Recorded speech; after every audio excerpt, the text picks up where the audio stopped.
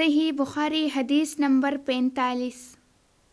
ایک یہودی نے ان سے کہا کہ اے امیر المومنین، تمہاری کتاب قرآن میں ایک آیت ہے جسے تو پڑھتے ہو، اگر وہ ہم یہودیوں پر نازل ہوتی تو ہم اس کے نزول کے دن کو یوم عید بنا لیتے۔ آپ نے پوچھا وہ کون سی آیت ہے؟ اس نے جواب دیا سورہ مائدہ کی یہ آیت کہ آج میں نے تمہارے دن کو مکمل کر دیا اور اپنے نعمت تم پر تمام کر دی اور تمہارے لیے دین اسلام پسند کیا۔ حضرت عمر رضی اللہ تعالیٰ عنہ نے فرمایا کہ ہم اس دن اور اس مقام کو خوب جانتے ہیں۔ جب یہ آیت رسول اللہ صلی اللہ علیہ وآلہ وسلم پر نازل ہوئی، اس وقت آپ صلی اللہ علیہ وآلہ وسلم عرفات میں جمعہ کے دن کھڑے ہوئے تھے۔ صحیح بخاری حدیث نمبر 46۔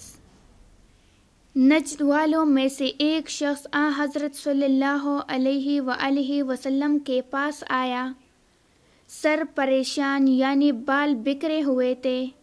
ہم اس کی آواز کی بنبناہٹ سنتے تھے اور ہم سمجھ نہیں پا رہے تھے کہ وہ کیا کہہ رہا ہے، یہاں تک کہ وہ نزدیک آ پہنچا۔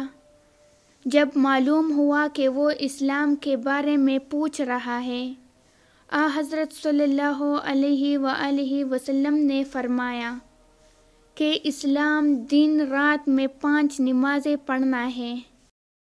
اس نے کہا بس اس کے سوا تو اور کوئی نماز مجھ پر نہیں۔ آپ صلی اللہ علیہ وآلہ وسلم نے فرمایا نہیں، مگر تو نفل پڑھے تو اور بات ہے۔ حضرت صلی اللہ علیہ وآلہ وسلم نے فرمایا اور رمضان کے روزے رکھنا۔ اس نے کہا اور تو کوئی روزہ مجھ پر نہیں ہے۔ آپ صلی اللہ علیہ وآلہ وسلم نے فرمایا نہیں، مگر تو نفلی روزے رکھے تو اور بات ہے۔ طلحہ نے کہا اور حضرت صلی اللہ علیہ وآلہ وسلم نے اس سے زکوٰۃ کا بیان کیا۔ وہ کہنے لگا کہ بس اور کوئی صدقہ مجھ پر نہیں ہے۔ آپ صلی اللہ علیہ وآلہ وسلم نے فرمایا نہیں، مگر یہ کہ تو نفلی صدقہ دے تو اور بات ہے۔ راوی نے کہا پھر وہ شخص پیٹ موڑ کر چلا، یوں کہتا جاتا تھا قسم خدا کی میں نہ اس سے بڑھاؤں گا نہ گھٹاؤں گا۔